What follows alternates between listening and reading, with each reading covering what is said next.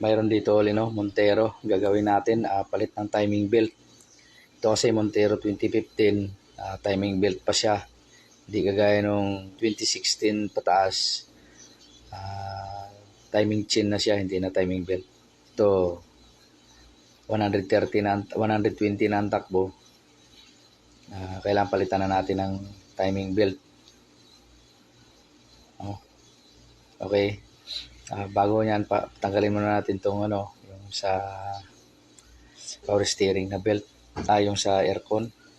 Then, yung sa power steering at saka yung sa crankshaft niya na belt. Luluwagan lang yung itutulak lang pa counterclockwise. Ibababa lang yung pulley, yan. Ibababa lang yan dito, papunta dito. Yan. Tapos, angat na yun siya, bababa. Then,